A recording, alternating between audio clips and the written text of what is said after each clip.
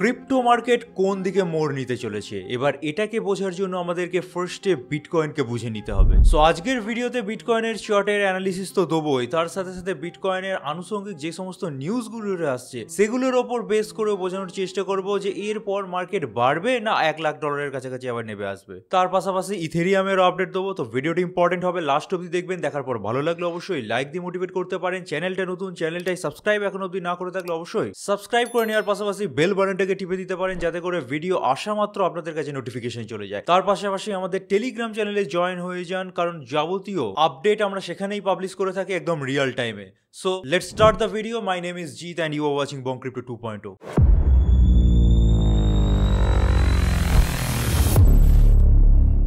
তো ভিডিওর ফার্স্টে আমরা একদম বিটকয়েনের চার্টে চলে এসেছি। 4 আওয়ার্সের চার্ট খোলা এবং এই চার্টের অ্যানালিসিস আমি ভিডিও পাবলিশ হওয়ার অনেকক্ষণ আগে আমাদের টেলিগ্রামে দিয়ে দিয়েছি। তাই বারবার রিকোয়েস্ট করা হয়, বলা হয় যে টেলিগ্রামে জয়েন হয়ে যান, কারণ রিয়েল টাইম আপডেটগুলো কিন্তু আমরা সেখানেই পাবলিশ করে থাকি।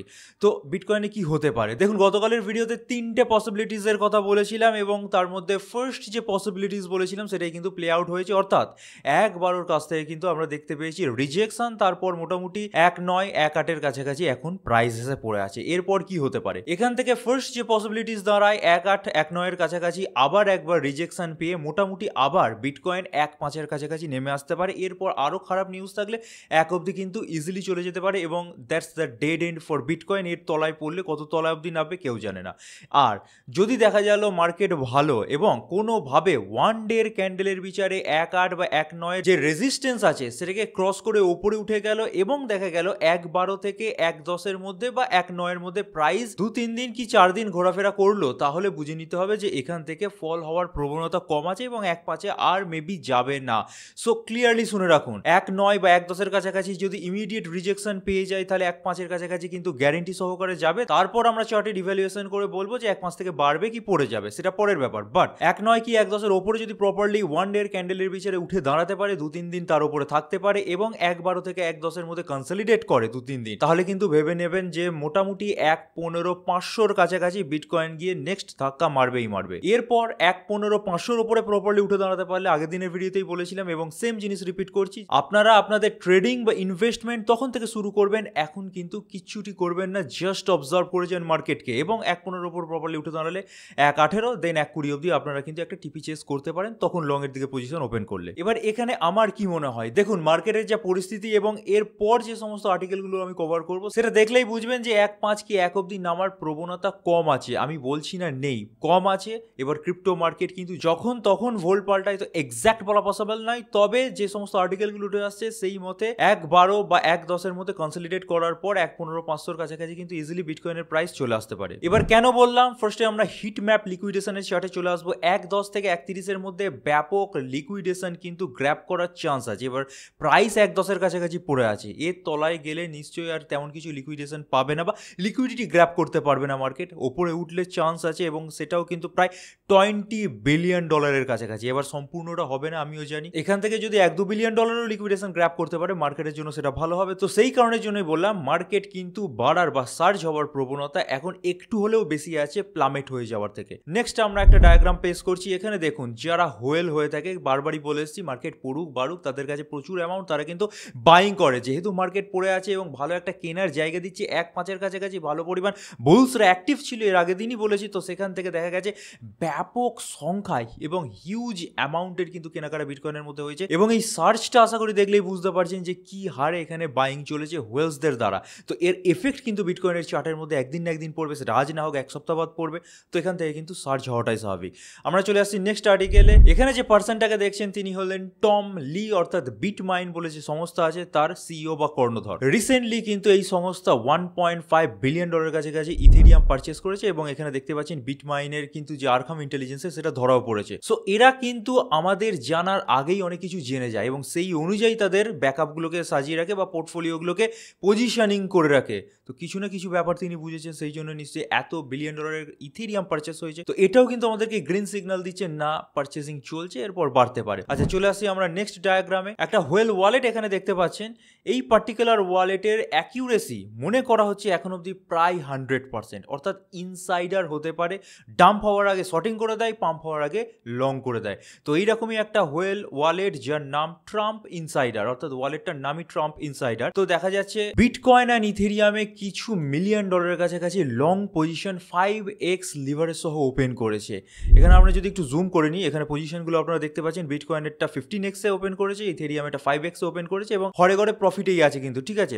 এবার এর কাছে কিছু নিশ্চয়ই ইনফরমেশন আছে, তা বাদেও আপনারা যদি দেখতে পান গ্রেস্কেলের XRP ETF 21 শেয়ারের XRP ETF থেকে বিভিন্ন কোম্পানির XRP ETF এর লাস্ট ডেট কিন্তু প্রপোজ আছে এই মাসের মধ্যেই, এবং যদি একবার অ্যাপ্রুভাল পেয়ে যায় তাহলে আমি মনে করি এই XRP ETF অ্যাপ্রুভাল পুরোপুরি পেয়ে যাওয়ার জন্য মার্কেট বুস্ট করতে পারে। তো এটা যেমন হয়ে গেল, এর পাশাপাশি আরো কিছু ডায়াগ্রাম দেখাচ্ছি। মাইকেল স্লেয়ার প্রত্যেকেই চেনেন, তো ইনি সবসময় কিনেন, এখনো কিনেছেন, এবং রিসেন্ট এই পোস্টটা 19th of অক্টোবরের পোস্ট। তো বুঝতেই পারছেন আজকে 21st of অক্টোবর, দুদিন আগে আবারও প্রায় 1 থেকে 2 বিলিয়ন ডলারের কাছাকাছি বিটকয়েন পারচেস করেছে, এবং এখনো অব্দি তার কাছে প্রায় 70 বিলিয়ন ডলারের কাছাকাছি বিটকয়েন অলরেডি হোল্ডিংস আছে। সো বুঝতেই পারছেন এই কেনার এফেক্টও কিন্তু আমরা কিছুদিনের মধ্যে পাবো। আচ্ছা, এর পরবর্তীকালে আমরা এই ওয়েবসাইটটা কিছুদিন আগে দেখিয়েছিলাম, আবার একবার দেখিয়ে রাখছি, এটা স্ক্রিনশট আকারে আপনাদেরকে দেখাচ্ছি যে কোন কোম্পানি কতগুলো বিটকয়েন হোল্ড করে এবং সেই হোল্ডিংসের অ্যাকুমুলেশনের যে গ্রাফ সেটা বাড়ছে না কমছে। টপ যে 10-15টা কোম্পানি আছে দেখুন, প্রত্যেকের গ্রাফ ইদানিং সময় বেড়েছে। মাইক্রোস্ট্র্যাটেজি অলরেডি জানালাম কিনছে, গ্রাফ বেড়েছে। তারপর মারা হোল্ডিংস, জাপানের যে সংস্থা, এদেরও গ্রাফ বাড়ছে। অর্থাৎ বিটকয়েন কিন্তু অ্যাকুমুলেশন চলছে এবং এর এফেক্ট কিন্তু আজ না হোক কাল না হোক 1-2 সপ্তাহ পর গিয়েও আমরা দেখতে পাবো। সো এখান থেকে 1 লাখের নিচে নেমে যাওয়ার যে প্রবণতা সেটা কিন্তু হ্রাস পাচ্ছে দিনকে দিন। এবার হ্যাঁ, পসিবিলিটি আছে, এখন ধরে রাখুন 60-40 পসিবিলিটি, 60% বাড়তে পারে, 40% পড়তে পারে। সো সেই কারণের জন্য বারবার কিন্তু আমি রিমাইন্ড করে দিচ্ছি যে 15,500 অর্থাৎ 1,15,500 ডলারের ওপরে যতক্ষণ না বিটকয়েন প্রপারলি উঠে দাঁড়াচ্ছে এবং ডেলি ক্যান্ডেলের বিচারে প্রপারলি আমাদেরকে শো যতক্ষণ না করাচ্ছে ততক্ষণ কিন্তু আমরা না ট্রেড নেবো না ইনভেস্ট করবো। এর পাশাপাশি আরো কটা ভালো নিউজ উঠে আসছে। ট্রাম্পের সাথে পুতিনের আবারও একটা বৈঠক হতে চলেছে এবং এখানে রাশিয়া ইউক্রেন নিয়ে যে ওয়ারটা 4-5 বছর হয়ে গেল চলছে সেটা নিয়ে কিছু একটা সমঝোতা হতে পারে, পিস্টক হতে পারে, যদিও জানি কোনো রকম ফল দেবে না। তাও এই কারণের জন্য কিন্তু মার্কেটে আমরা সামান্য হলেও আপসাইড মুভমেন্টাম দেখতে পাই, কারণ ক্রিপ্টো মার্কেট ছোট ছোট অনেক জিনিসেও রিয়াক্ট করে দেয় মাঝে মাঝে। এর পাশাপাশি ইউএস গভর্নমেন্ট যে ফেডারেল সিস্টেম কোল্যাপস হয়ে গেছিল, সরকারি কর্মচারীদের টাকা যেখান থেকে আসে, বেসিক্যালি আমাদের এখানে কনসলিডেট ফান্ড বলা হয়ে থাকে, আমি জানি না ওদেরকে ওখানে কি বলা হয়ে থাকে, সেখান থেকে টাকা রিলিজ নিয়ে দুটো পার্টির মধ্যে সংখ্যা চলছিল, সেটা কিন্তু ফাইনালি ক্লোজ হতে পারে next week. So federal government আবার যদি একটু চাঙ্গা হয় তাহলে ক্রিপ্টো মার্কেটের মধ্যে একটু হালচাল কিন্তু আমরা নেক্সট উইক থেকে দেখতে পেতে পারি। সো বুঝে গেলেন, এত করে জিনিস দেখালাম এবং প্রতিটাই কিন্তু পজিটিভ দিকটাই আমাদেরকে দেখাচ্ছে। সো নেগেটিভ এখন থেকে খুব একটা ভাবার কিছু নেই। হ্যাঁ, আমি 1.5 অবধি ধরে রাখছি যাবে, তারপর থেকে কিন্তু 1 অবধি নেমে গেল, সেই যে প্রবণতাটা আছে সেটাকে কিন্তু আমি একটু কম পার্সেন্টেজ দিচ্ছি। এবার আমরা ডাইরেক্টলি চলে আসবো ইথেরিয়ামের 4 আওয়ার্সের চার্টে। এটারও অ্যানালিসিস অলরেডি আমরা টেলিগ্রামে পাবলিশ করে দিয়েছি। সো একদম রিয়েল টাইম আপডেটেড থাকতে হলে আবারও বলছি টেলিগ্রামে জয়েন হয়ে যান, এবং সেখানে কিন্তু বিভিন্ন ধরনের আপডেট অ্যানালিসিস আমরা মাঝে মাঝেই পাবলিশ করে থাকি, রিয়েল টাইমে সেগুলো পাবেন। প্রতিটা ভিডিও ডেসক্রিপশন সেকশনে আপনারা আমাদের টেলিগ্রাম চ্যানেলের লিঙ্ক পেয়ে যাবেন, একদম ফ্রি অফ কস্ট জয়েন হয়ে যান। ইথেরিয়ামে কি হতে পারে, ইথেরিয়ামের চার্ট কিন্তু বিটকয়েনের তুলনায় অনেক সহজ এবং ক্লিন। দেখতেই পাচ্ছেন মোটামুটি 3,800 ডলারের কাছাকাছি আবার একবার রিটেস্ট হবে। গতকালও বলেছিলাম যে বিটকয়েন পড়ে গেলে 3,800 ডলারের কাছাকাছি ইথেরিয়াম আসতে পারে, এবং সেটাই আসছে। এরপর আমি মনে করি 4,350 ডলারের কাছাকাছি ইজিলি আমরা একটা চেজ করতে পারি ইথেরিয়ামকে, সামান্য লিভারেজ নিয়ে। আর যারা লিভারেজ ট্রেডিংকে এখন ভয় পাচ্ছেন, অর্থাৎ ফিউচার ট্রেডিংকে ভয় পাচ্ছেন এই 10 তারিখের পর, তাহলে তারা স্পটেও কিন্তু চেজ করতে পারে। এবার এখানে একটা মেন ব্যাপার, যদি বিটকয়েন 1.5 অবধিও নেমে যায় তাহলে কিন্তু ইথেরিয়ামের 4 আওয়ার্সের ক্যান্ডেলের উইক হয়তো দেখা গেল 3,700 বা 3,900 অবধি নামলো, বাট আমি মনে করি 1 ডে ক্যান্ডেলের বিচারে ক্লোজিংটা 3,800 ওপরই দেবে, ঠিক আছে। এবার একটা মেন ইম্পর্টেন্ট জিনিস, যদি বিটকয়েন কোনোভাবে যে পসিবিলিটিটা আছে 40%-এর কাছাকাছি 1 লাখ ডলারে চলে যাওয়ার, সেটা যদি হয় তাহলে বুঝতেই পারছেন ফার্স্ট ইথেরিয়াম সাপোর্ট পাবে 3,800 ডলারের কাছাকাছি। দেন ইথেরিয়ামের জন্য যে ডেড এন্ড আছে দ্যাট ইজ 3,300 ডলারের কাছাকাছি, ঠিক আছে। এই প্রাইস রেঞ্জগুলো মনে রেখে দিন, তবে ম্যাক্সিমাম প্রবাবিলিটি আছে 3,800 ডলারের কাছাকাছি বা তার আশপাশ থেকে মোটামুটি 4,300 ডলারের কাছাকাছি কিন্তু একটা সার্জ ইথেরিয়াম দেখাতে পারে। তো বিটকয়েন ইথেরিয়াম কমপ্লিট। এবার একটা ডায়াগ্রাম দেখাচ্ছি, যদি এই ডায়াগ্রামটাকে খুব একটা ইম্পর্টেন্স দেওয়ার কিছু নেই, উঠে এসছে তাই দেখিয়ে রাখছি। বিটকয়েনের মধ্যে দেখতে পাচ্ছেন একটা দীর্ঘকালীন কনসলিডেশন চলছে, তবু এই যে পার্টিকুলার জিনিসটাকে এঁকে দেখিয়েছে এটাকে ঠিক কনসলিডেশন বলে না, কারণ বক্স থেকে দেখতে পাচ্ছেন নেমে গেছে। ইথেরিয়ামের ক্ষেত্রে এরকম কিছু দেখানোর চেষ্টা হয়েছে, তো মনে করা হয় যে এরকম কনসলিডেশনের পর একটা পাম্প হবে। তো হবে আমরা প্রত্যেকেই জানি পাম্প, বাট সেটা কবে হবে এক্স্যাক্ট কিন্তু কিছু বলা পসিবল নয়। অ্যাপ্রক্স একটা মনে করতে পারেন যে নভেম্বর থেকে হতে পারে, ঠিক আছে। এর পাশাপাশি কিছু অল্ট কয়েনের মধ্যে আমরা দেখছি যে মার্কেটে ডাইনামিক শিফট হচ্ছে। এরকমই একটা জিনিস ধরা পড়েছে, বিভিন্ন হোয়েল ওয়ালেটগুলো কিন্তু হঠাৎ করে লিঙ্ক কয়েন, চেন লিঙ্ক যে কয়েনটা আছে পারচেস আরম্ভ করেছে, এবং এখানে কিন্তু ওয়ালেট অ্যাড্রেসগুলো ধরা পড়েছে। তার সাথে সাথে বাইন্যান্স থেকে যে ট্রানজ্যাকশন আউটফ্লো হয়েছে সেগুলো কিন্তু ধরা পড়েছে, অর্থাৎ চেন লিঙ্ক কয়েনটাকে কিন্তু আপনারা নজর রাখতে পারেন।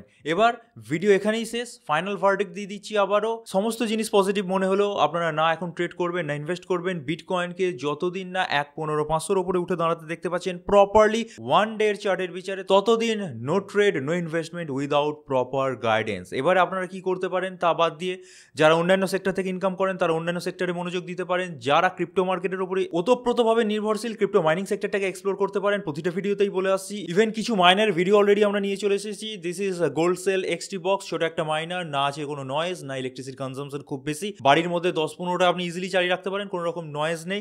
তো এটাকে আপনারা কনসিডার করতে পারেন। এবং হোম মাইনার বা অ্যাসিক মাইনার ক্যাটাগরির মধ্যে এই ছোট মাইনারটা এখন অবধি সবচেয়ে বেশি প্রফিট জেনারেট করে দিচ্ছে, তাই জন্য আপনাদেরকে রেকমেন্ড করা। এবং আপনাদেরকে এটাও বলা হয়েছে যে এই মাইনারটা যেহেতু মার্কেট ক্র্যাশ করে গেছে, অনেকের কাছেই রিকভারি করার কোনো রকম উপায় নেই, তো এটাকে অ্যাজ আ সাইড ইনকামের সোর্স হিসেবে আপনারা ইউজ করতে পারেন। তা বাদে যারা এই মাইনারটার প্রাইস গোটা দিয়ে কিনতে পারবেন না তাদের জন্য টু-থার্ড স্কিমও আনা হয়েছিল। অনেকে তো ইভেন রিকোয়েস্ট করার পর 50%-এ দিয়ে দেওয়া হয়েছে, অর্থাৎ 50% এখন পে করুন, 50% ঘরে যাবে, মাইন করবেন, চালাবেন, প্রফিট করবেন, তারপর আমাদের পে করবেন। এবং আমাদের তরফ থেকে যদি কিনতে চান অবশ্যই নিচে ডেসক্রিপশনে এবং পিন কমেন্টে আমাদের অথেন্টিক যে মাইনার টেলিগ্রাম এবং মাইনার হোয়াটসঅ্যাপ আইডি আছে সেখানে কন্ট্যাক্ট করুন, আমাদের সাথে কথা বলুন, ভেরিফাই করার পরই পেমেন্ট করবেন। আর যারা এই মাইনারটাও কিনতে পারবে না তাদের জন্য আরও একটা ছোট মাইনার আছে, এটাও হোম মাইনার, লো নয়েজের মাইনার, ইলেকট্রিসিটি কনজাম্পশন তেমন কিছু নেই, এটা আপনারা অর্ডার করে নিতে পারেন। এটা ALEO কয়েনের মাইনার, এটাকে আপনারা ফুল পেমেন্ট দিয়ে কিনতে পারেন, প্রফিটেবিলিটি একটু কম। এবার মাইনিং সেক্টরটাকে কেন বারবার দেখানো হচ্ছে, কারণ ট্রেডিং আপনারা বুঝতেই পারছেন যে ক্যাপিটালটা চলে গেল সেটা কিন্তু আর রিকভার পসিবল নয়। বাইন্যান্স কিছু জনকে ফেরত দিয়েছে, ম্যাক্সিমাম জনকেই কিছু দেয়নি, কিছু জনকে 40% করে দিয়েছে, কিছু জনকে তো 5% করেও দেয়নি। তো এই জিনিসটা আপনারা হয়ে থাকে, বা একবার মাইনিং মেশিন ইনভেস্ট করলে মোটামুটি 5-7 বছর চোখ বুঝে কিছু না কিছু প্রফিট জেনারেট করতে পারবেন, সেই জন্য রেকমেন্ড করা। এবার আপনারা যা ভালো বোঝেন করুন। ভিডিওটা আমি এখানেই শেষ করছি, ভালো লাগলে অবশ্যই লাইক দিয়ে মোটিভেট করতে পারেন, চ্যানেলে নতুন হলে সাবস্ক্রাইব করার পাশাপাশি বেল বাটনটি টিপে দিন, আর অবশ্যই আমাদের টেলিগ্রাম চ্যানেলে জয়েন হয়ে যেতে পারেন, যার লিঙ্ক আপনার প্রতিটা ভিডিও ডেসক্রিপশন সেকশনে পেয়ে যাবেন। So this is it for today, thank you for watching our video, stay safe, happy investing, good by.